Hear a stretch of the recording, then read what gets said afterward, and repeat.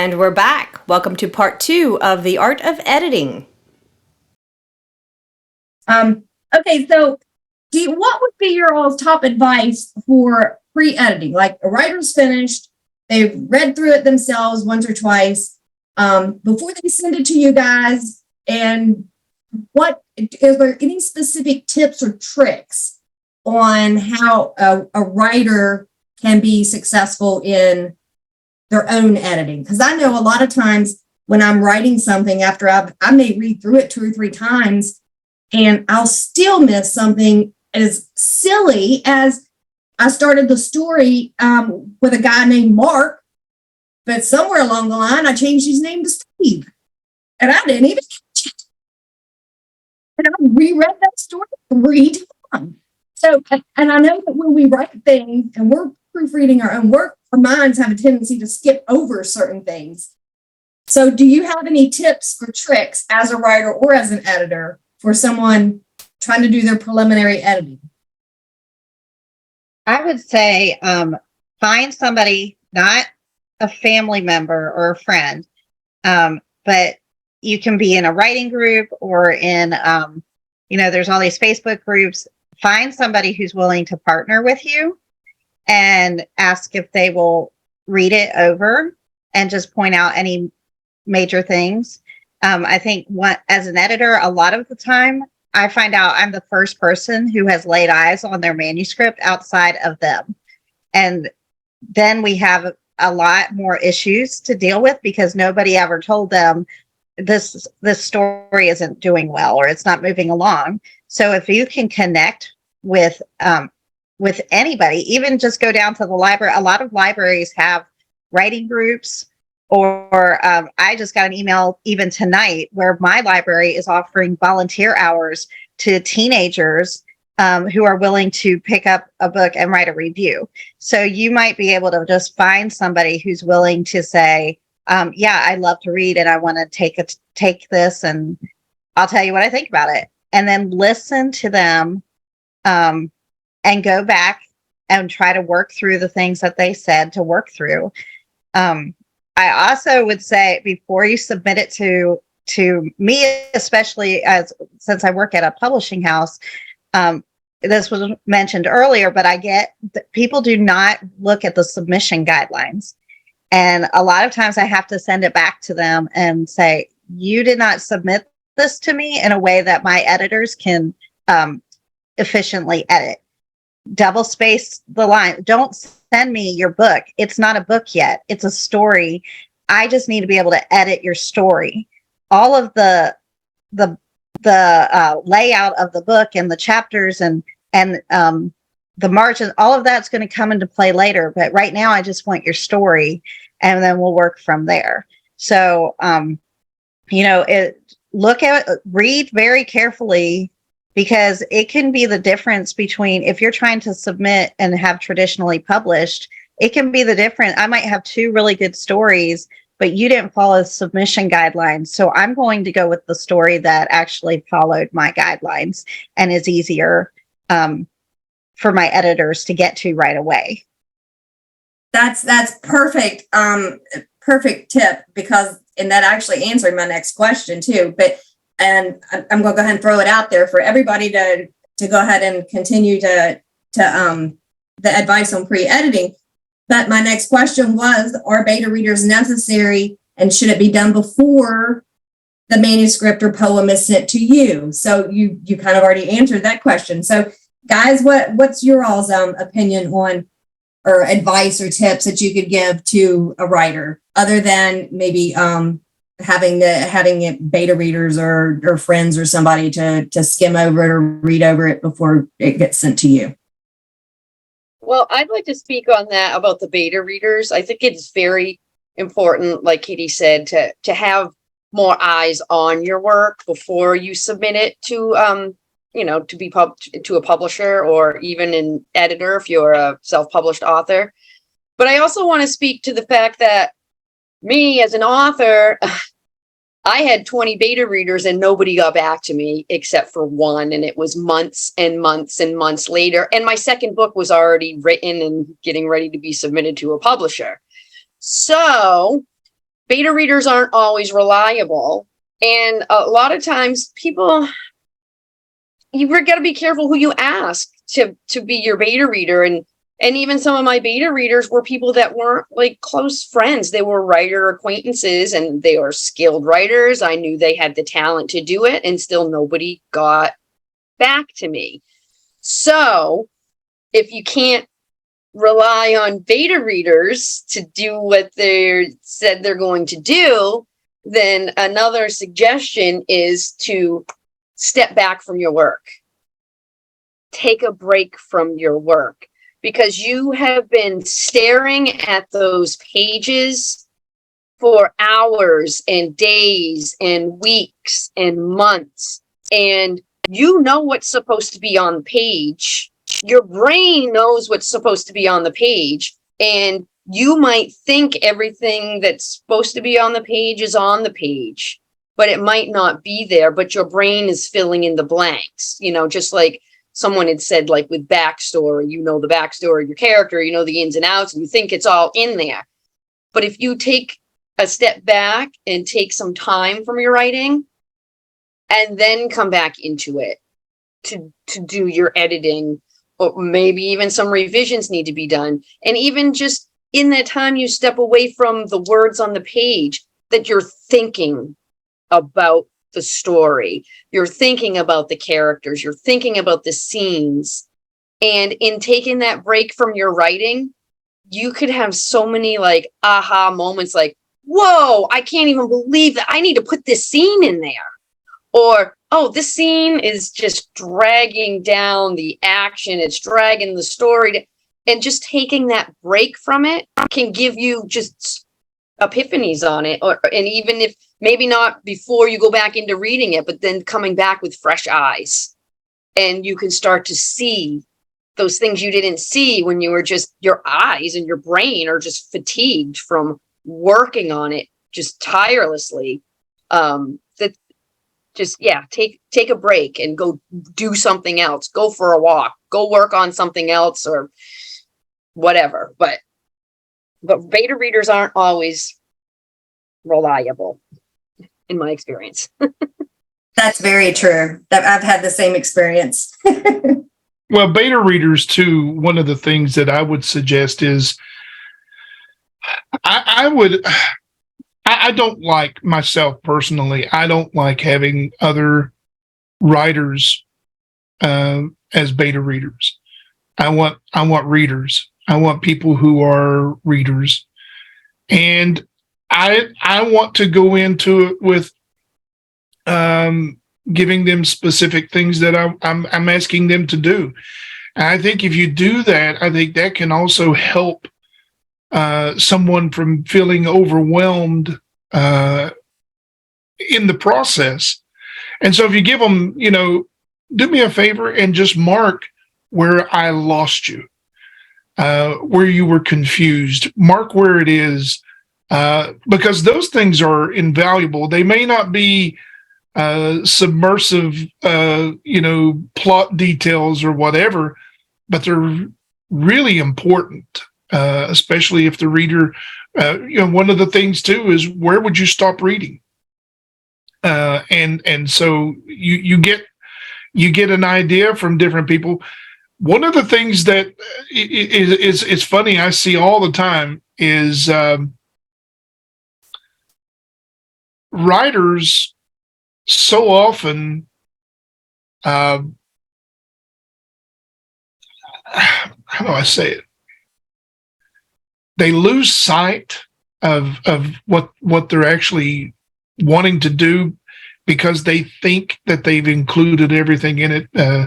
I think Renee has said this, Katie said it, and so you also want to put in there that you're specifically, am I on track? Am I staying on point? Were you confused at all as to what this is about, where it's going? At what point are you confused? And another thing was the fact of, Renee really nailed it. Your brain glosses over things. If you're reading a story out loud yourself, and there's a missing word. Your brain reads that word and as if it was there. I have a little trick that and this is something also when it comes to dialect, using dialect and so forth. I have Microsoft Word on my iPhone, and while I'm driving on any commute that I have in my writing, I am playing back. I am allowing it to read the text to me. And I can't tell you how many times I find those words that my brain keeps telling me is there, but it isn't. And then also whenever you have those aspects of using dialect or whatever, if the iPhone is struggling to try to figure out what it is, your reader is going to. So that's been a really huge tool for me personally here recently, and I really enjoy that. So, but I don't have a lot of beta readers.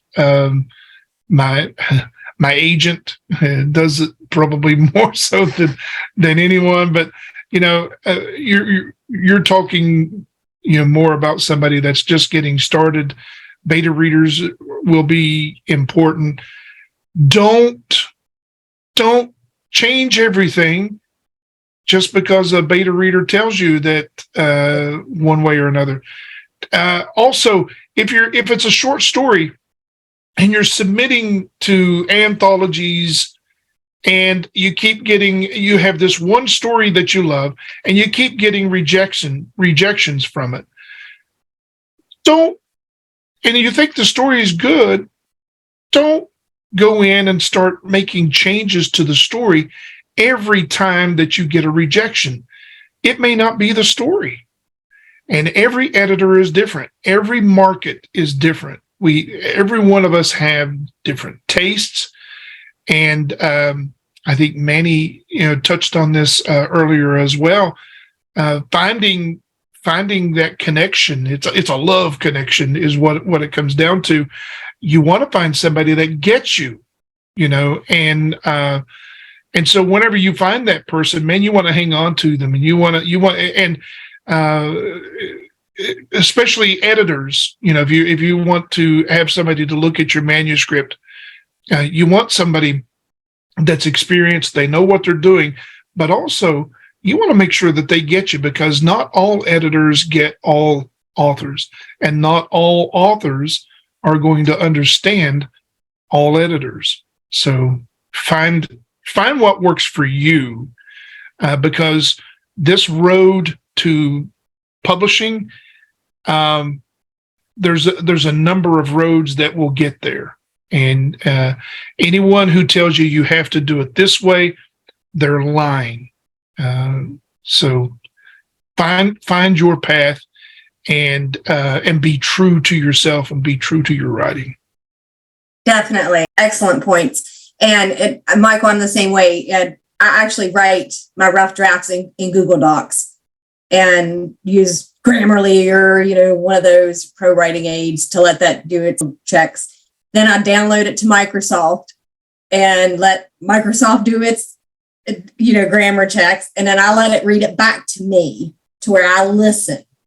And yes, I've caught so many mistakes by just letting it read it back to me. So I agree, that is a very good tip. And another one for Renee, you mentioned beta readers are hard to get, and they're hard to get them to give you your feedback that you're wanting.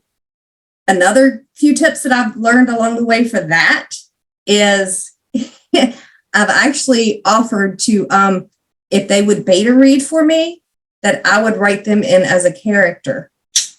And you would be surprised at how excited people would get to be like, oh, will you kill me, dog? It's crazy how many people. I have worked with a number of charity events in this area where I am, and one of the things is an auction that is done for what is known as the Children's Home Society, and they have an auction, and so it's a number of different things that they have, and so I offered to do that very same thing. The term for it is tuckerization, and so I've done that a number of times, even for charity. So I don't know how much money that we were able to raise, but whoever it was, and I've found over and over and over again, people want to die in your book, and I don't know why that is. Yes, they do. They do. They really do. Okay.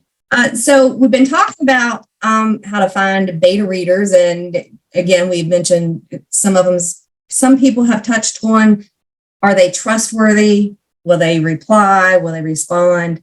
I don't know that necessarily somebody's going to try to steal my work. I'm not so arrogant that I think that I'm that good that somebody wants to take my story, but I do feel uncomfortable letting other writers read my stuff.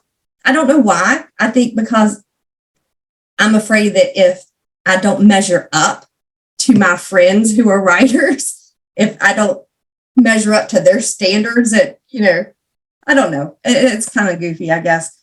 But that leads me to, how do you find a credible, reliable editor that you can trust, and like Michael was saying, that you can connect with? How do you find that person? Where do you look? And I'll go ahead and give you the next question while you're thinking about that. What questions do you ask that person before you start on the journey together? What are some things that a first-time writer, or even a seasoned writer that maybe has been doing their own editing at this point, what questions would they need to ask to make one that of the connection? things one of the things that I would suggest is networking, and that's going out to conventions, going to conferences, and meeting other writers, meeting editors, agents, and publishers, and have conversations, and have more conversations than just about writing and books and the business, and because everyone loves to share, and so many. I'll give you a good example. If you have an editor that you love, that does really wonderful work for you, and you know that it's a business for them, well, it's going to be easy for you to share their name and number or contact information.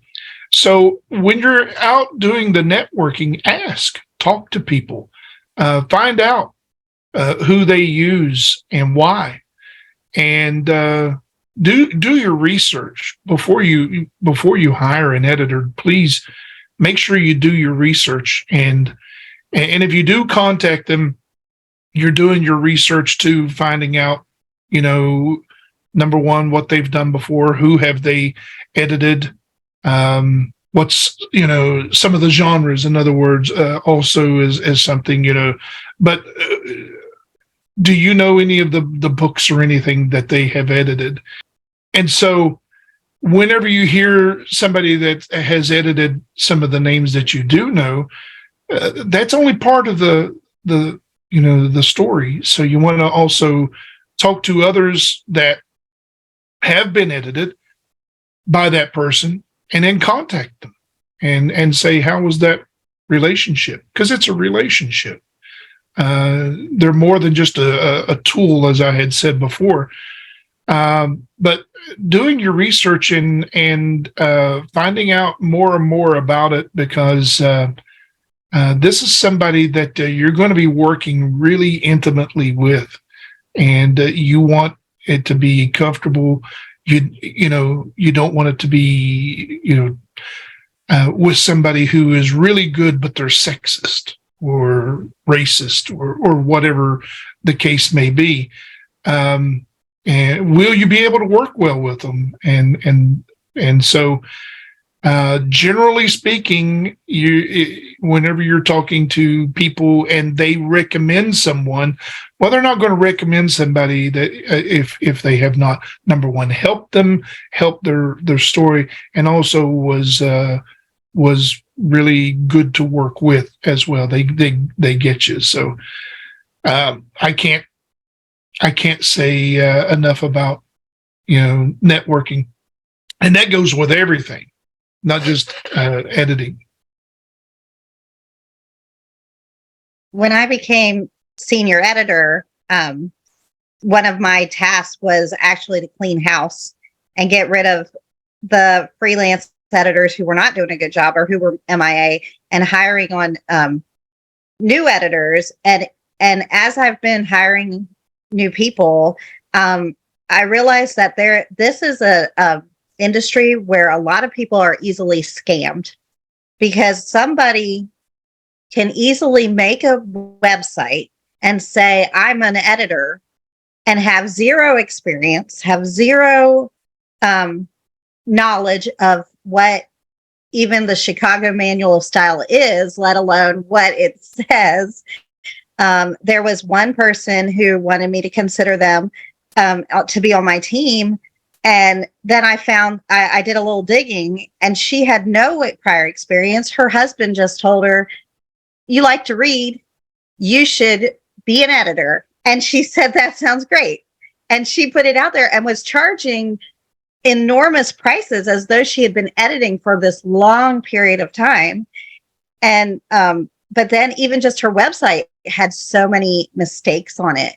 So, and I had another editor who I gave them a chance, and they did a really bad job, and the author was very unhappy. And I had to take over the job myself and fix all the errors that they, that they created in the book that weren't there to begin with. And it was a big old mess. But then I went to that person's website, and they were claiming that book as a book that they edited. And, so you really have to be careful. You have to dig deeper. Ask them, what is your, you don't have to have a degree to be an editor, but you do have to have some kind of experience and some kind of knowledge. You can't just love reading, because just because you love reading doesn't mean you know what goes into making a good book. So you want to know, who have you talked to, who have you worked with, and what are those people saying? Like Michael said, what is the relationship that you've had with those authors? Was it, maybe they went ahead and let you finish the job, but the relationship wasn't there and you did a really bad job. And then you're claiming that on your website, and they decided to work with somebody else, but they have multiple books. I mean, there's a lot to be said. Why didn't that author return to you as the editor and have you for the other books that followed? And just making sure that I would ask, do you know about the book industry? Do you know what it takes if you're writing historical fiction, do you know what it takes to make this historically accurate? What are you willing to do for me? Are you willing to just only do line edits? Do I need to find a content editor as well? Are you willing to, if with historical fiction, are you willing to make sure that what I've said is accurate and double check my sources and make sure that, I'm not using slang that is now being used that they didn't use in the 1800s? How experienced is this editor in what they do, and what are they willing to do for your book, and how far will they take it? Are they willing to talk about your book and take pride in it too, or do they just want to get a paycheck? I just wanted to add to what both Michael and Katie said, about doing your research, and because you might see editors. Maybe you're checking into some of the books that you like to read and look in their thank yous. They might thank their editor, and then look into that editor. Okay, this is a writer I admire. I admire their work. It's really well polished. Oh, that's their editor. And maybe then use that name and look into that editor. Doing your research, but also, hearing how Michael said he's edited for people like King and Gaiman, and I was going to say, then you could maybe reach out to the author. If it's not King or Gaiman, maybe they'll get back to you and let you know how the relationship was, because just because the editor may have edited that book as I think Katie had mentioned, that maybe the relationship wasn't very well and that author never went back to that editor again. So doing your research is really important. And I know Michael had said about networking and going to conventions, and I wanted to comment on that too. Like, that is very helpful, but also coming from an author's point of view too, is like a lot of authors don't have a lot of money to go to conventions, but you can still find ways to network because we have this wonderful world of the internet. So if you get on there and try to network with people in the industry, and like everyone had said, you know, Michael and Katie had said about doing your research, find those editors who have worked with authors that do the type of work you want to do or that you're doing, then you can start network online.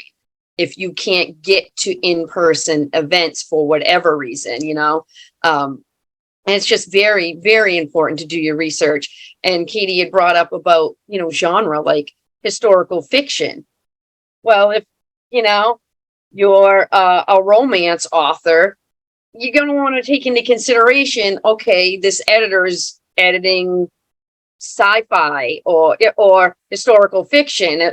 That's probably not the editor for you. So you gotta really, yeah, I just wanted to emphasize, do your research and network. And even if you can't do the in-person network, get creative. I mean, we're creative. You find other ways to network and find out that information you need. Right. And very good points.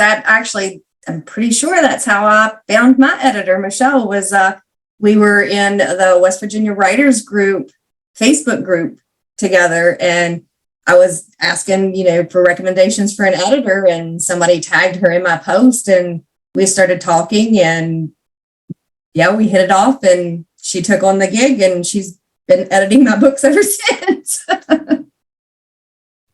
I just wanted to add one thing, and that is, I think that as writers, we all need to be reading.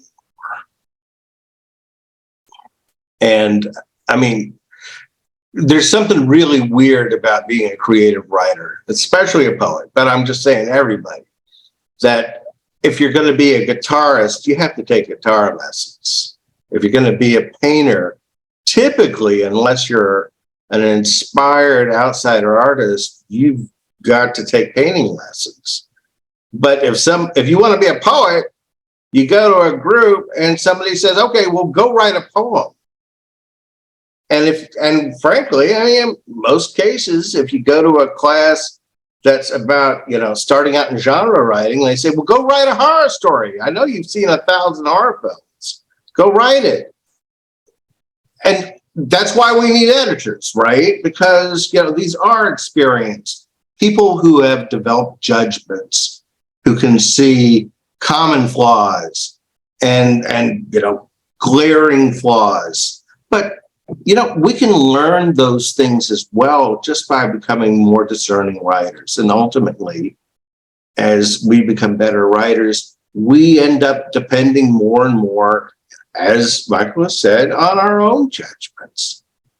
Because, you know, if you go to the reader who isn't prepared to read what you're trying to say, you're not going to get a good response. You're just going to get somebody who says, I'm confused, but they didn't have that background that made them able to engage with what you were writing.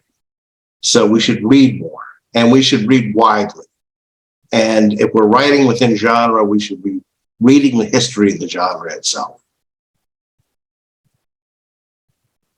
Okay. And that's a good point. The history of the genre. That when Renee mentioned, you know, an editor that is an editor in romance, but has never done horror or science fiction, and you want somebody that is not only going to be a great editor, going to be easy to work with, but they're going to know what's already been done as well, and what's happened in that genre before, and how to make yours stand out, but yet stay within that form. So I agree. And you guys have really already answered one of the other questions I had, which was, does genre matter when you're looking for an editor? And obviously the answer is yes, because I typically write horror stories, and I probably wouldn't approach Katie, who works for a Christian publishing house. I probably wouldn't approach her. I might ask her to read something for me, but I probably wouldn't ask her to You'd be surprised at some of the stuff we get. hey, will you read my gory horror story? So, yes, genre does matter. But my next question, and this is one that when I was first trying to find an editor, and the wide world web is wonderful with full of information, but sometimes it's full of too much information. And it is too hard for a newbie to cipher through all of that stuff. And I know one of my issues with trying to find an editor was people asking, well, what type of editing do you need? Well, I don't know. I just need you to read my story. There's so much to this. People like me who when I first started trying to find an editor, I thought, okay, really? You're going to charge me this much money to do this? All you're doing is reading a book and checking for misspellings. No, there's a whole lot more to it than that. Right, guys? So why don't you all tell them what all these different types of editing are, why it costs so much to edit a book, why it takes so much time, because of all these different types of editing that needs to take place in your story. Well, for me, it's like I usually will do 3 to 4 run-throughs with an author. And I will, because the first time I'm reading their book, I'm trying to help them with content editing and developmental editing and line editing, but I don't know what the story is about. So I'm getting into the story at the beginning, and I don't know the characters. I don't know where they're going with this. And so something they might set up at the beginning, and I'm questioning later explained. And so I don't know that. So I tell them, it's not all, I've had authors who think that they should just do one run through and that should be it. But sometimes there's things missing, or there's something I need more explanation on, or I need to go deeper. And so doing one run through is not enough.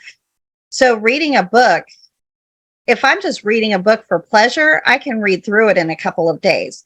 If I'm reading a book for editing and looking for developmental things and character and all that, it's going to take me a lot more hours, a lot more time, because I'm trying to not skim over the he said, she says. I'm trying to make sure I read every single word and look at every period and comma and quotation mark.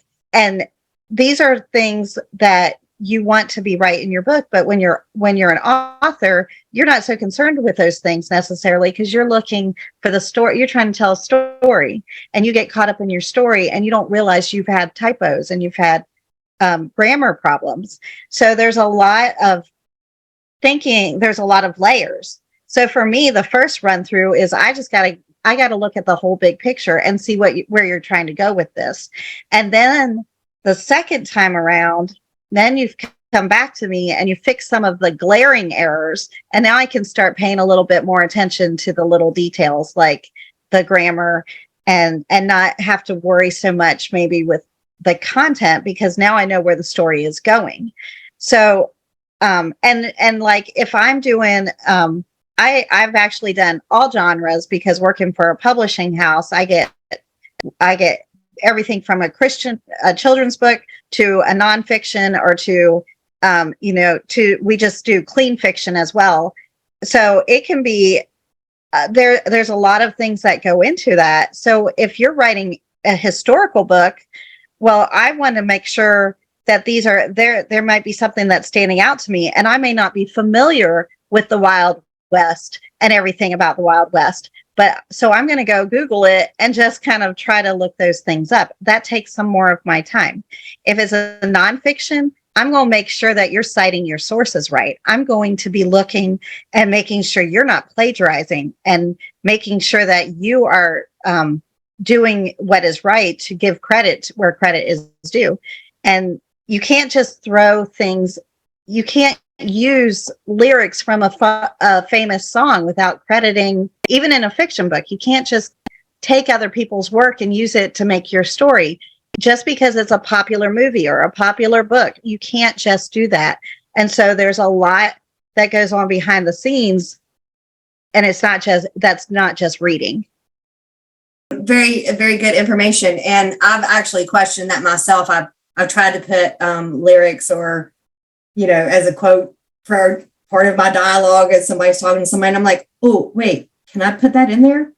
Or even like, or can I use brand name shoes? Because I write a lot of teenage stuff.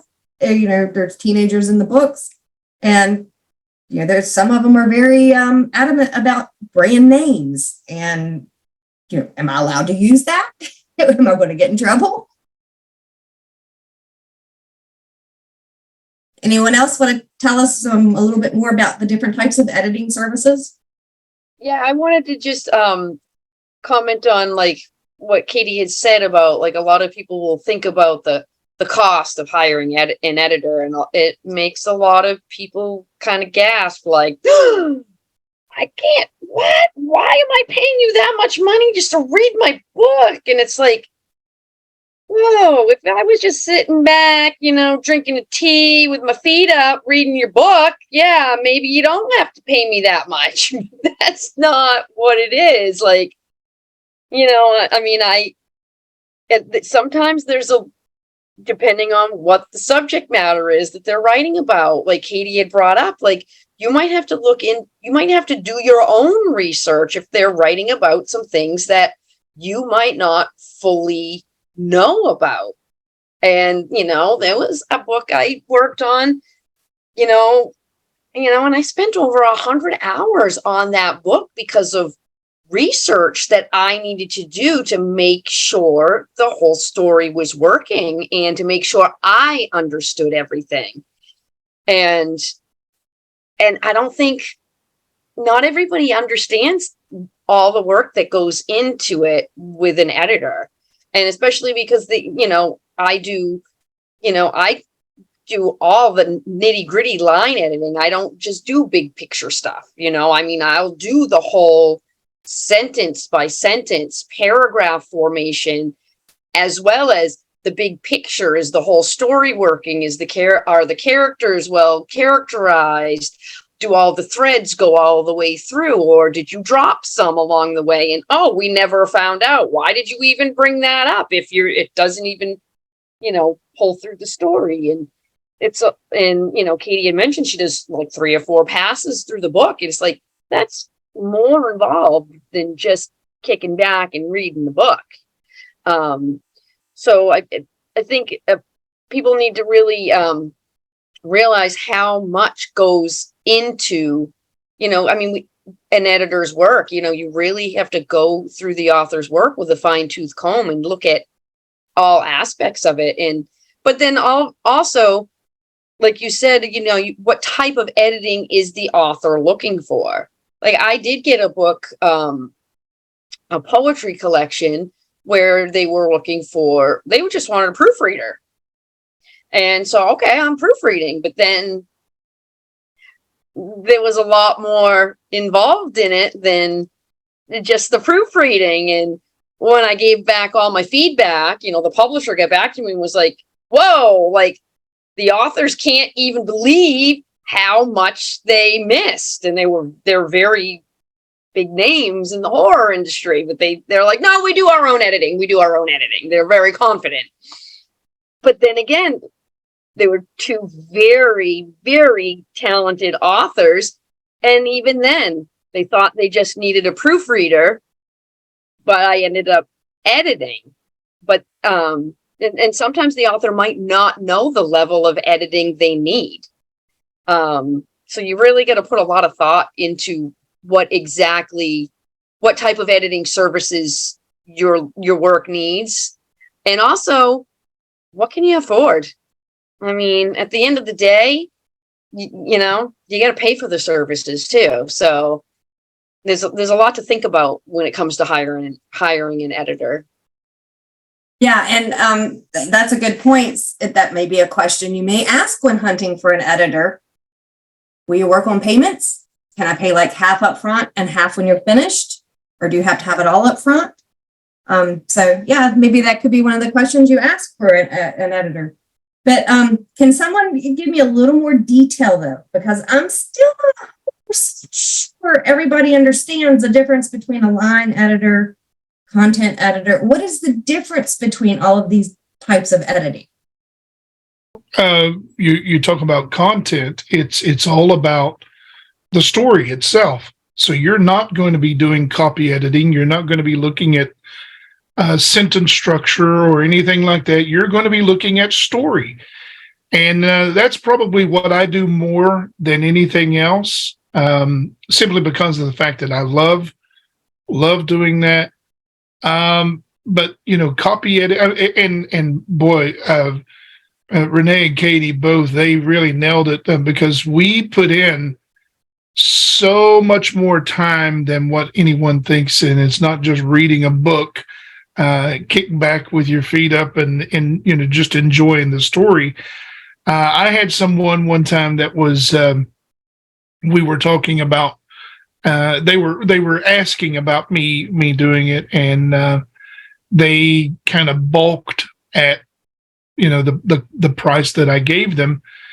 And I told them, I said, well, I tell you, if you would rather me do billable hours, I can do that, but I really don't think you want me to do that. I think you really want to go with what I'm offering. And if that's too much, then you need to find somebody else, because I have a 14-year-old daughter. I have a wife that I've been married to for over 30 years. If I'm going to give up time with those wonderful individuals to work on something for someone else, I'm getting paid for it. And I deserve, what I ask for, just the same as Renee, as Katie, Manny. We've set those prices. And if you don't want to do it, or if it's too much for you, I will help you find somebody too. Poor Katie, working as an editor for a publishing house, that's got to be really, really, really tough. But I'll give you another good example of the content. It's not just of the story elements, and I think Renee touched on this a little bit as well. I wrote a short story one time and had an editor that was going through it, and the story was set in 1870, I think it was, and it was a weird Western. And I made a comment in it, in the story, that the main character, he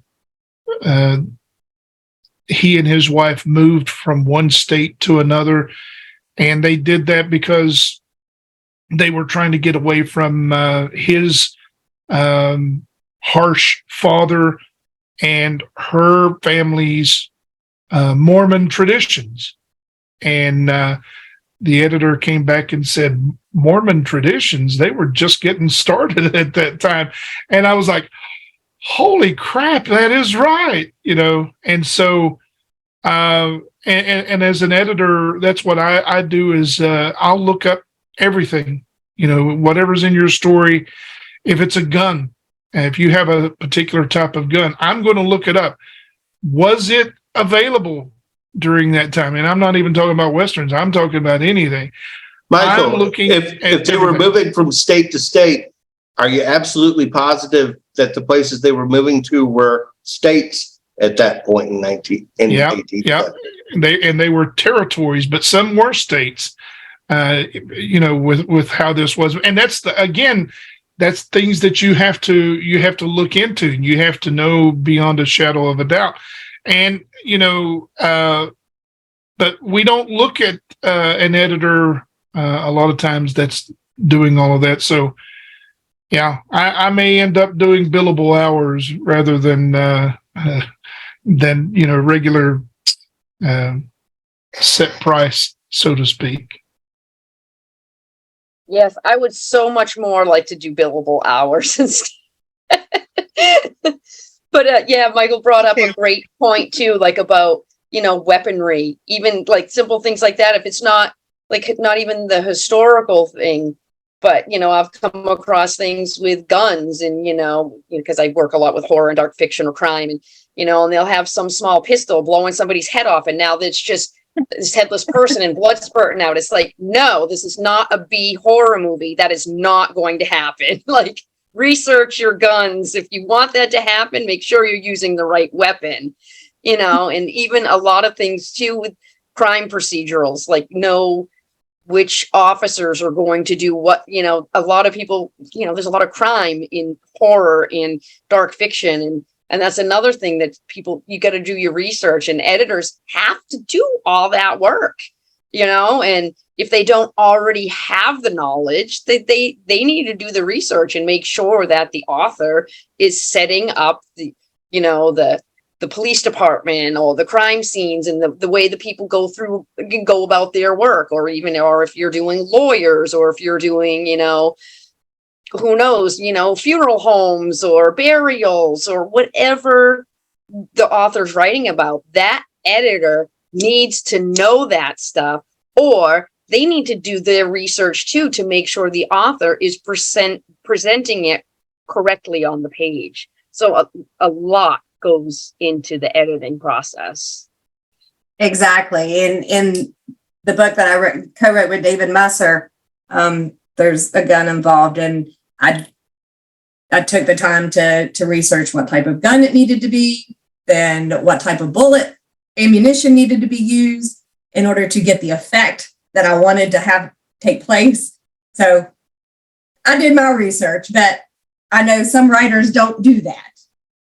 But I know as an editor, you still have to do the research too, to make sure that I didn't put something inaccurate in there. Like Michelle caught in the Tabar, I think I put a Native American tribe in there. I mentioned teepee, and she is like, "No, Tammy, they didn't have teepees. They had wigwams." I'm like, "Are you sure?" And she's like, "Yeah," or vice versa. I don't remember which way it was now, but so yes.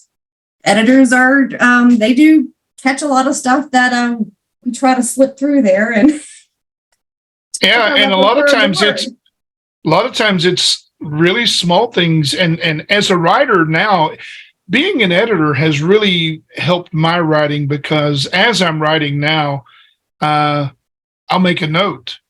Is this really true? And then I'll go back and then I'll do the research on it. I back in the mid '80s, I was in the Marines, and so I had a writer that was telling a story, and they had the main character was a former Marine, and they said ex-Marine. And I said in my notes, if you put ex-Marine, anybody that was ever in the Marines is going to scream at you, because we don't consider ourselves ex-Marines. We're still Marines. We're just old, fat, and bald now. And then the worst thing that you can do, and they did this, was called him a soldier, because I think a lot of times the term soldier, so many people think that it is just a generic military term, and it's not. Marines are not soldiers. Sailors are not soldiers, and so make sure that you have that correct. And it is a lot of times when the writer's writing and they think Marine, and they don't want to keep using that word, and then you try to use other words like soldier, which is a good thing to try to break up the monotony, but also at the same time, make sure you're not calling a Marine a soldier, because If you have a reader who is a Marine, you've lost them, because they'll throw the book across the room, and maybe even leave you some scathing reviews and so forth. In these stories, we tell lies, and we're trying to convince people that that this is really happening. And so, in order for us to be able to tell those lies, in the fiction, we have to fool them with as much true things as possible. We have to, for them to be able to suspend their disbelief, we have to make sure that we give them everything that they know beyond a shadow of a doubt. I'm writing a Western right now, and I'm terrified because there's so much that I'm not sure of. And so I'm constantly having to look things up. And a good editor is going to go behind you and look at that as well. Don't count on, I'm just going to write it and let the editor fix it. Don't do that. Do your diligence, do your work, do your research, and go through everything. Every paragraph that you can find, go through and read it. And I want you to ask yourself, is there any other way the reader could take this? As they're reading this, is there any other way that this could mean something else? Because all too often, you're not thinking that through. The editor will catch it, hopefully, and but it can cause a lot of confusion. And I've had people who bring up something to me, and I thought this meant whatever, and I would look at it and I was like, wow, now that you bring that up, I can't see it any other way now. So those are things that whenever you're doing that, you want to make sure that every little thing in your manuscript has a purpose. Everything, no matter what it is. I'll say this and I'll shut up. I know I talk a whole lot, but in the Return of the Mothman, at the very beginning, I have the main character is putting something up on a shelf, and I wanted, when he put it up on the shelf, that he put it next to something. And I struggled with what was he going to put it next to for weeks. And I had a number of different things. And then I ended up with it being a box of spacers. And the reason that I went with a box of spacers is because the story has this main character for the past 20 years has pushed everyone away. And so now they're starting to let people back in their lives. So I could have put anything up on the shelf, but to me, probably no reader is ever going to say box of spacers and think that that's significant. But to me, it was, because it connected to the internal story. And I think that's another place where writers fail, is they fail to even consider the internal story. And are they able to parallel that with what's going on the external? Sorry for talking so much. No, it's very informative, very interesting. Michael, I think you ought to hang out a little bit more with serious poets, because if you're writing a 14-line poem, every single word, every piece of punctuation, typically every syllable has a purpose.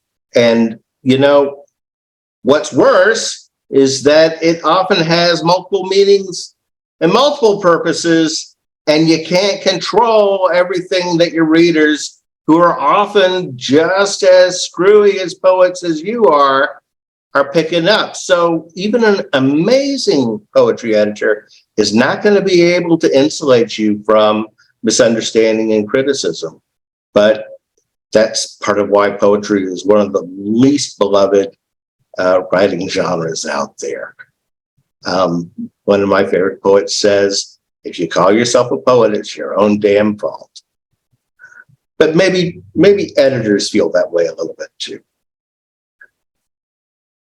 You bring that up, and I am not a poet. I do not claim to be, but I will tell you this: I have a number of friends who are, and I have a number of people that I have studied to be able to take so many elements from poetry for prose, and so often in a poem, if it's about a rose, it's not really about a rose. It's about something else. And so I try to use that in my prose as well. So, Michael, if I could interrupt for just a second, if you've got a poet who says it's about a rose, but it's not really about a rose, if they say it's a rose, it's a fucking rose. Excuse me. All right. You can't discount the literal, even when you're working on a metaphorical level. And if your author tells you literally it's one thing, well, at some level it has to be, or it's not good mimesis. It's not good emulation of how the world works. Yeah, but what I'm actually talking about is that parallel in using the internal and to reflect on the external. So it's not just a rose, I should say. It's not just what you're talking about. There's other things that are underlying, and I learned that from poets. I think what Manny brought up is about poetry is really important for authors and for editors, because poetry is the shorter form, and a lot of writers a lot of people in general can think, oh, writing poetry is so much easier and editing poetry is so much easier, but it is, I think, harder, because as Manny said, every single mark on the page has a purpose. And I'd love to hear, I know I'm not the interviewer, but I'd love to hear Manny speak a little more about that, because poetry is I find it's very in depth with that. Like every mark means something, and different people, because I write poetry and I write song lyrics and I write fiction, and it's so different with poetry and songwriting, because a reader or a listener can come away interpreting that piece of writing in completely different ways, but still love it or hate it just Exactly. as much as the next person. Yeah, but come away with a whole different meaning. Like, what's this symbolism, or what does this mean, or what does that mean? And people can come away with completely different views on the same, 25 line poem or 3-minute song, and I'd like to hear Manny talk a little bit more about that. Exactly, because it's like if you have a poem, okay, that there's going to be multiple meanings. Somewhere there's going to be multiple meanings, at least for the author themselves. But what I think is cool is when somebody reads one of my poems and I had the certain intent for that particular poem, and then somebody comes back with an entirely different view, like you were saying, and I'm like, oh yeah, it could definitely mean that too. That's cool. I'm glad you were able to relate to it. I'm glad it was relatable for you. So I was able to express myself, and they were able to relate to it in a completely different fashion. And I imagine, Manny, that would be extremely hard to edit, because you don't really know all of the intentions that author had when they wrote that, or all the different ways it could be perceived. Well, I'll tell you something.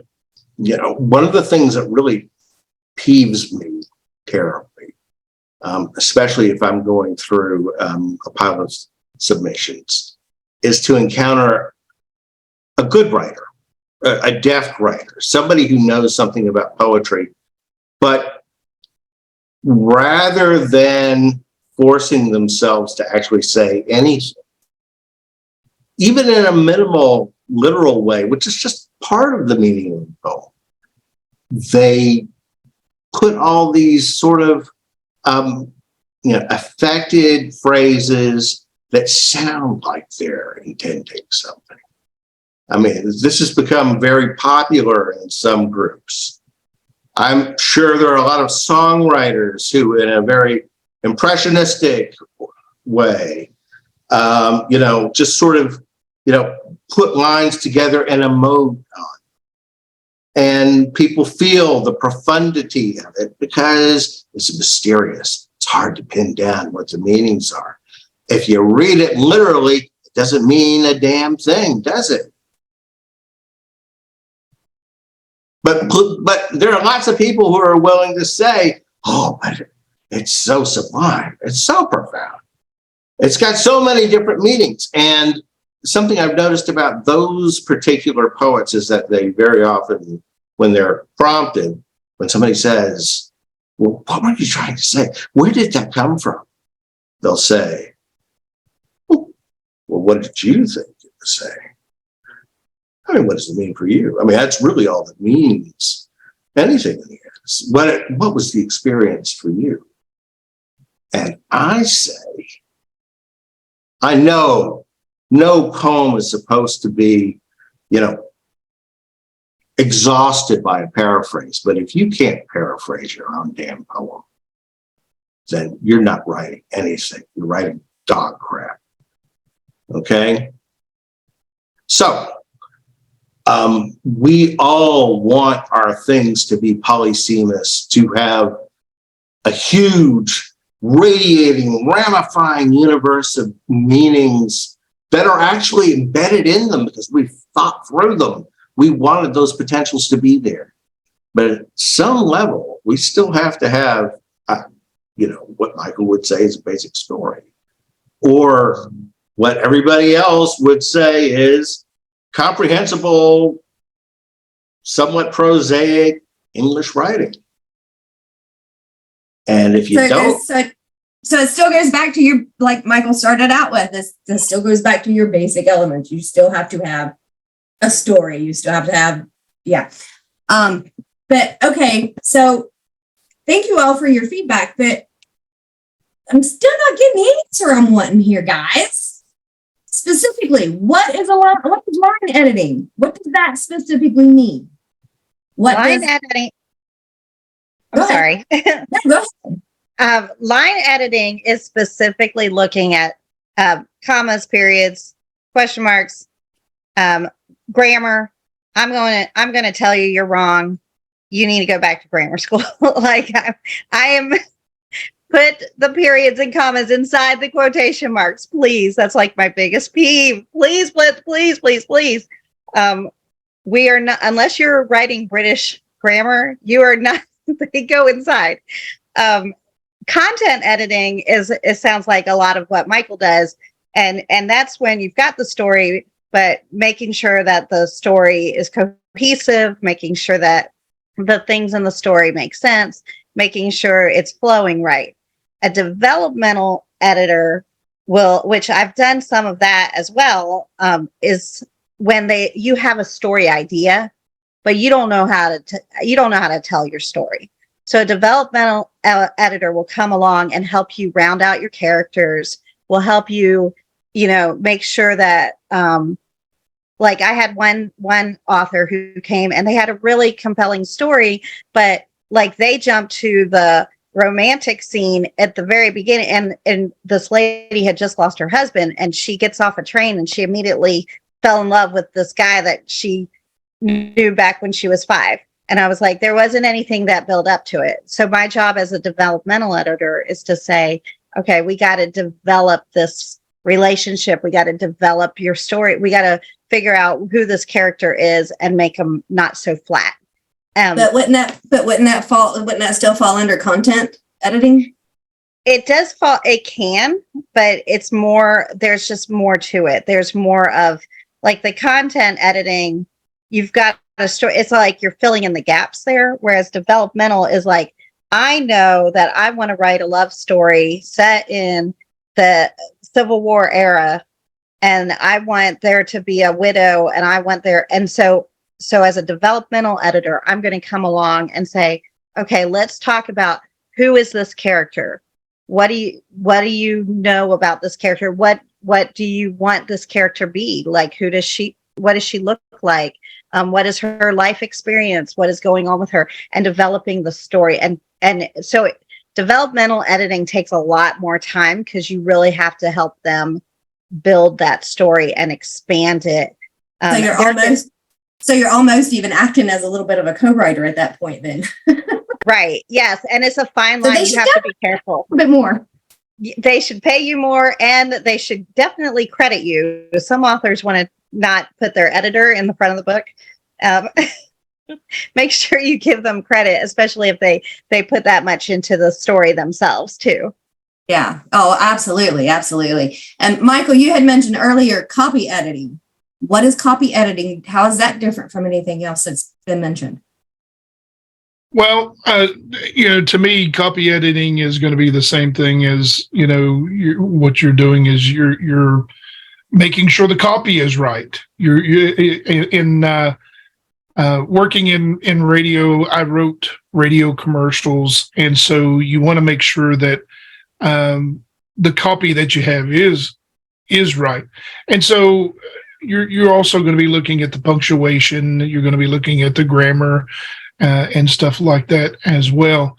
The neat thing is you brought up a lot of these, they bleed over into the different types. So I think that's probably where a lot of confusion comes into play as well. And what one person considers developmental would probably consider more into content and so forth. But Katie, in my opinion, nailed the difference between the two, and so that's there are a number of different levels as far as the types of editing. All of them have different goals. And so copy editing is going to make sure that, your grammar and all of that is where it needs to be. And that second set of eyes. Okay. So Renee, what would it, if you're wanting your new author and you're wanting somebody to check everything?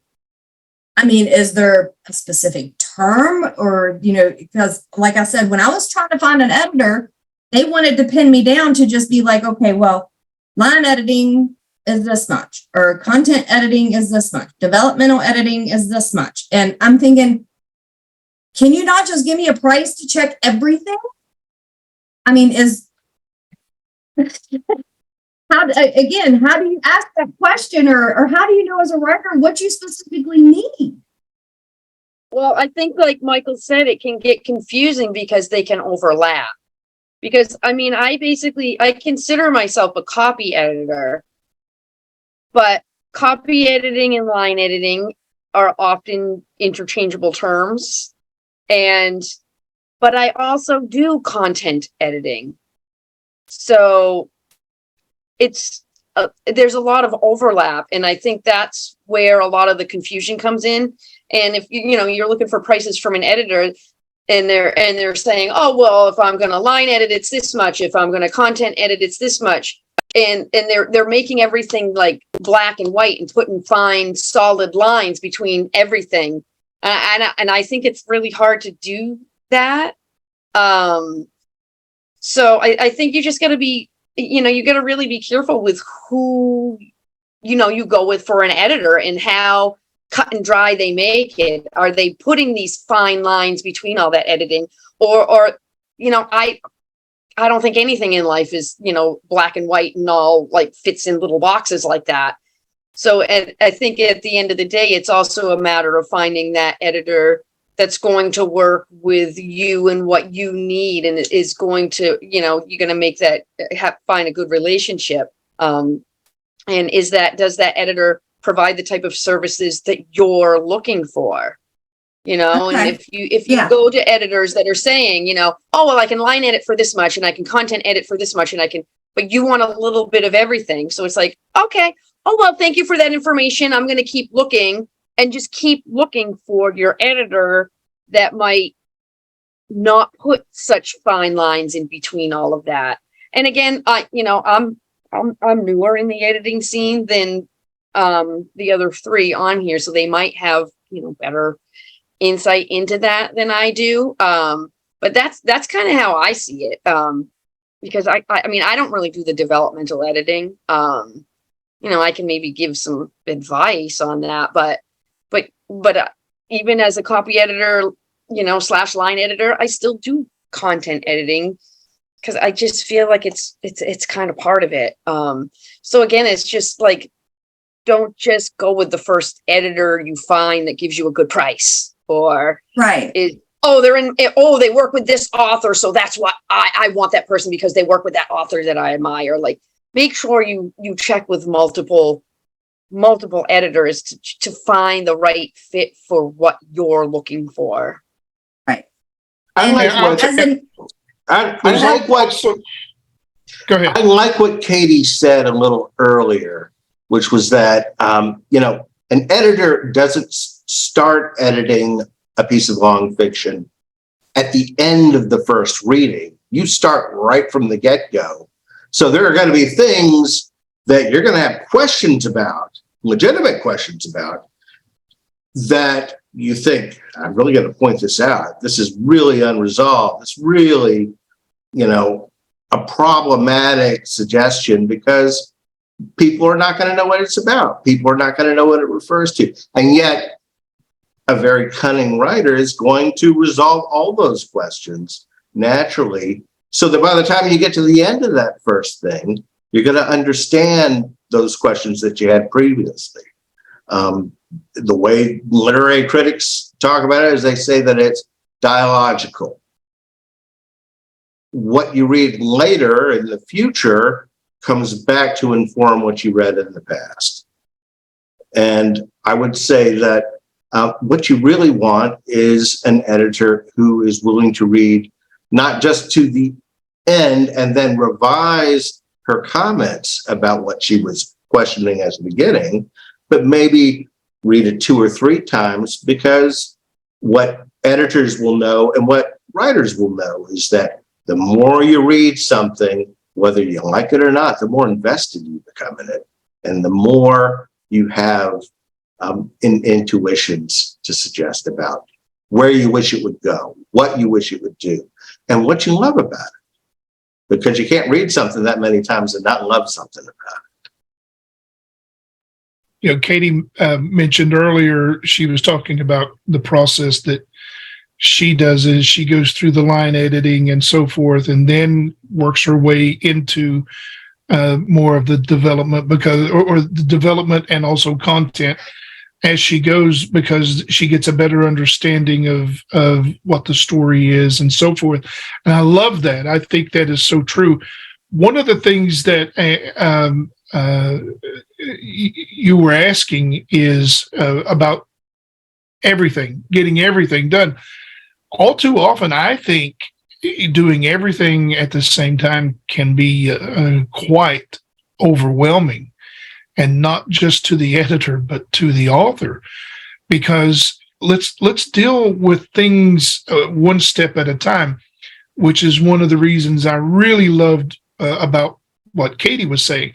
Although she and I probably work the opposite. I probably go into the content and work on the story first, and then we shine the manuscript, So everybody's going to work differently. But the thing is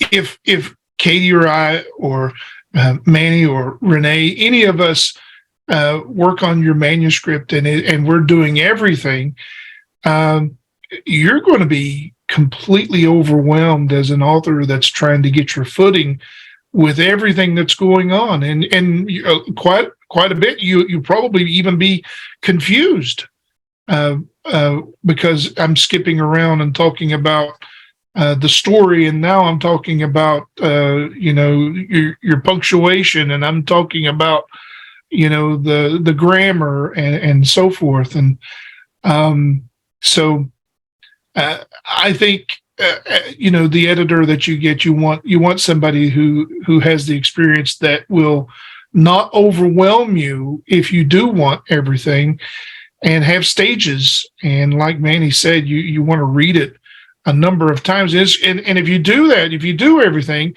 you also have to understand as an author, it's going to take more passes than once. And so often I've had writers, I thought we went through this, and I'm like, well, yeah, we did, but this is completely different what we're looking at now. And so it's a process. Editing is a process, especially if you want everything. If you go to the car wash and you put in the money and you drive in and you can get the works. That's what we're talking about, is the works. There's going to be a lot of overlap. Same water is going to be used and so forth. But at the end of the day, you don't, as an editor, you don't want to be overwhelmed yourself, but more importantly, conveying that information to the author, you don't want to confuse them. And I think doing it a piece at a time is the best thing. And I call it, divide and conquer is what I like to say. So I think that's a great point, because when I give back my feedback to the authors, I have all my margin comments, but if all the big picture stuff, I like to put in a letter so that before they start going through the manuscript and seeing all the nitty gritty on the side, and then all of a sudden, they come to a content or a story, big picture edit. Well, they've already seen that in the letter. So it's not pulling them out of the nitty gritty small details of the line editing. They've already read the big picture edits to start with. So they can go in thinking of the big picture before they actually go through and read everything that I've put on the manuscript. I think and even as an author, it's a good way to think of editing through your own work, is when you do your passes to edit for a specific purpose each time. If you're editing for pacing, or you're editing to make sure all your threads are lining up, have a different thing you're editing for through each pass through the manuscript, because trying to go through it one time and edit for every single thing, it's too much, and it's too overwhelming for author and editor.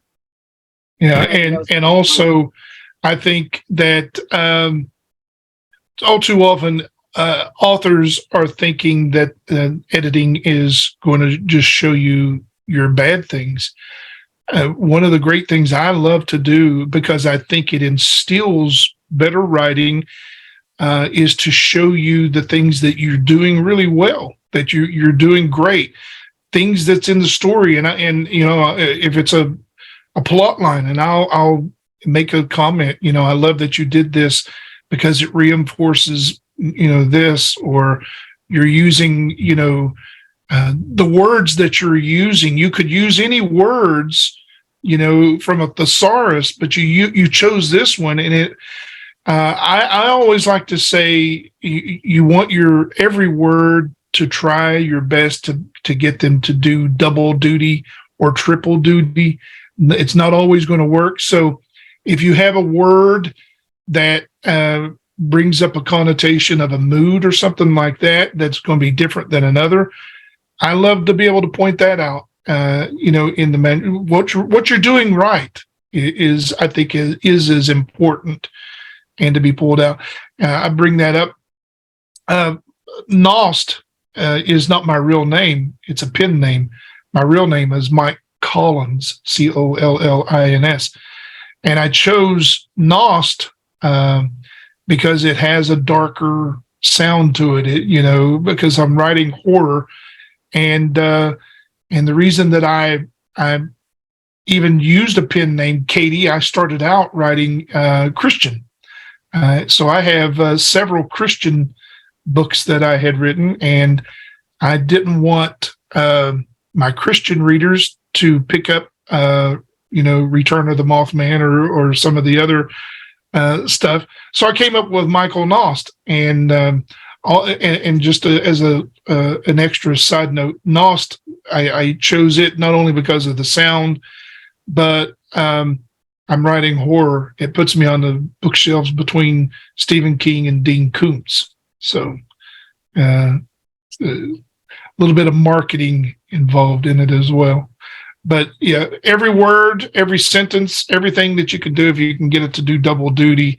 And as a good editor is going to brag on the things you're doing good and you're doing right as well. I think that reinstills good writing, and it also reinstills that relationship you want to look for with somebody who really gets you, and not only gets you, but you feel more comfortable with, because you don't feel like that they're just looking to nitpick and find the bad things.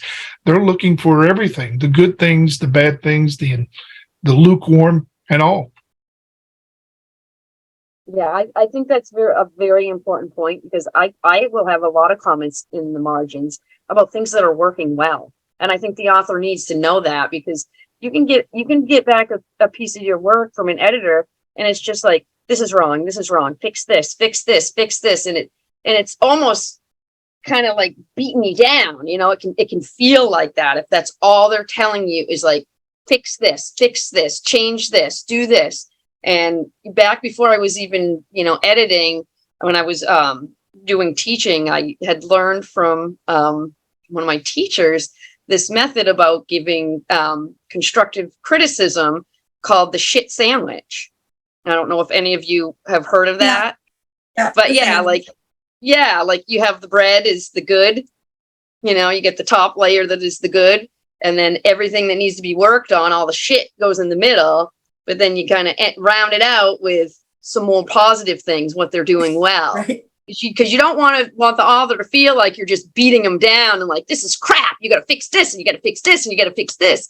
You got to encourage them and lift them up and let them know, like, no, your work is not shit. It's not just all mistakes. It's good parenting is what it comes down to, because, my daughter, I don't want to constantly tell her what she's doing wrong. I want to be able to encourage her and tell her and show her what she's doing right. And I think the same thing as an editor. You want somebody that's going to do the same thing.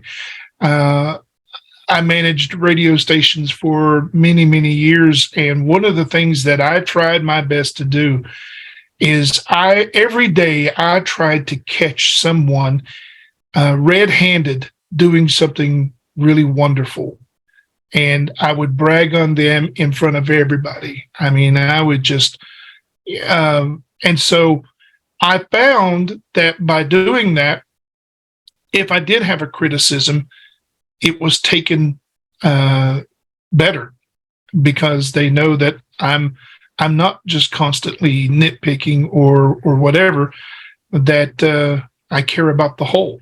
And so I think good editors have a way of doing that. I agree. And I think you guys answered perfectly exactly what I was wanting answered for the audience and myself. I was always still curious about copy editing, or I didn't know the difference between that. Over the years, I've learned the difference between the content line and yada yada, but the copy editing was still always one that kind of puzzled me. But I'm glad we got clarification on that tonight. And you all also already answered one of my other questions, which was, how many typical run throughs do you do on a piece? And you guys pretty much have already answered that too. So I guess, and genre matter, we've already answered that. So I guess where we stand now is, how much of this editing do you all offer? What are your services that you offer? And tell us how we can contact you if we want you to be our editor. Forgive me, I've got to break away. Good night, y'all. It's been a great pleasure. Good night. Good night. Right.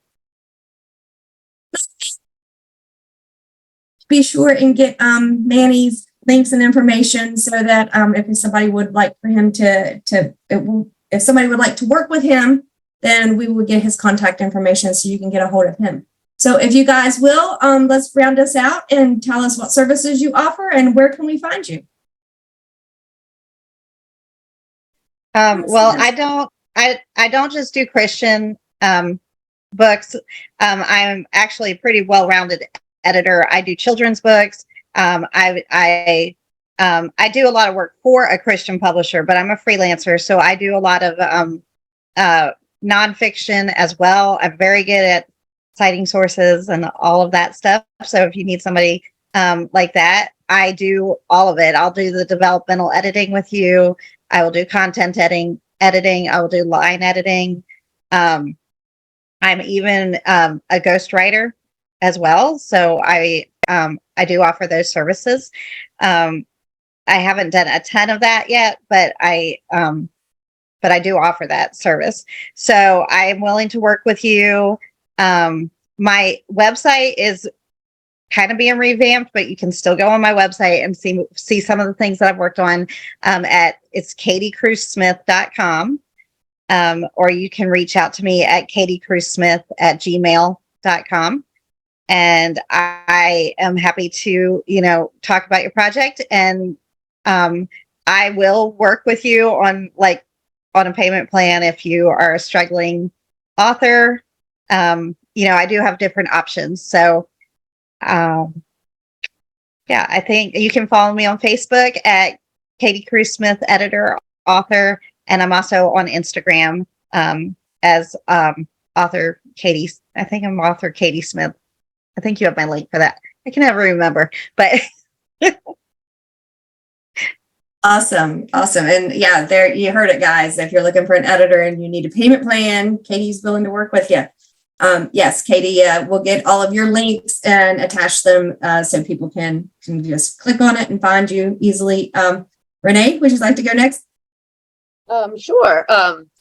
I do freelance work. I also am willing to do, even if it's a simple proofread, I do line editing, content editing, developmental editing. I haven't done a lot of developmental editing, but I am open to doing developmental editing, but I do also content editing.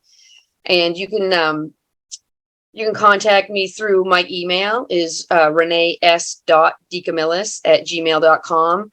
You can also go to my website to see some of the things that I have edited, some of the books and authors I've worked with. And my website is renees.decamillis.com. You can also reach out to me on Facebook just for an initial, hey, do you have time? Hey, do you have interest? I'm on Facebook, Renee S. DeCamillis author. I'm on Instagram, same name. I'm on Twitter. I'm not on Twitter. I'm not very active on Twitter, but I am on there. I will get your message. I check it at least weekly. But for an initial reach out, I'm open to you reaching out on social media. But and yeah, I'm also willing to work with payment plans if people want to do a down payment, and do some payments throughout the process. I know how it is. I'm an author too. I've never hired an editor myself because I haven't had the money. So I know how it is to work on a tight budget. So I am more than willing to work with authors on that. And for genres, genre, like you would ask Tammy, genre is important because I don't feel comfortable editing like hard sci-fi or high fantasy. It's just not my forte. I don't read a lot of it. I have more experience with horror, dark fiction, thriller, suspense, mystery. I'm even now working on a romance thriller. So those are more of the genres that I have the most experience with. Okay, great. And Michael. You can catch me on Facebook. I'm generally open and engaging in conversation. I probably talk more about my family and other things than I do writing or the business. But if you do want to get in touch with me there, you can. My email is michaelknost@me.com. And I do just about everything as far as editing goes. I'm picky about who and what I do. So, but I do mainly horror, science fiction, fantasy, mysteries, and stuff like that. Westerns. Not so much as far as romance. I'm not very romantic, I guess, is what it is. Yeah, I do like to do more of the content, submersive, than anything. I like to work as a story doctor or a story whisperer, so to speak. I can do, all the others, but I'm not cheap, and I'm not. Don't say that in any way of trying to make myself look good or whatever. I'm just saying, if you're gonna hire me, you're gonna pay me. And I also can work with payments and stuff like that. We can work out whatever those details if we come to an agreement, as far as what you're looking for and what you want to do. But yeah, my email probably. Now I do have a website, but I have not even looked at it in probably a couple of years, so it's probably very much lacking. I would think.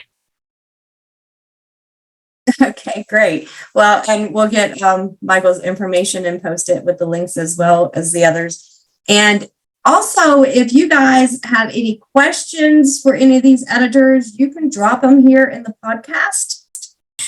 Bombard them with them. Okay, so, well, how do you spell this? Or what should I put here? Or yeah, don't do that.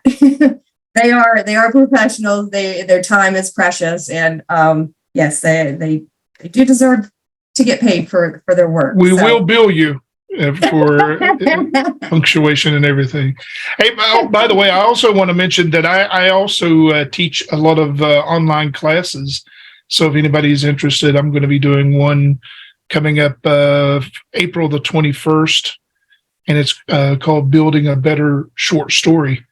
So I think the cost is $25. It's not bad. It's going to be on Zoom. And so, yeah, if you want to get in touch with me about anything like that, I love teaching classes on writing and stuff like that too. Excellent. All right. Well, thank you guys for being with me tonight. This was a nice, a very long, very informative podcast. I mean, we got a lot of good information tonight, and I appreciate it. And I'm sure that everybody else has appreciated all the cool tips that you've given and explanations and definitions. And yeah, thanks for being here. Thank you. Thank you for having us. Thank you. Thank you.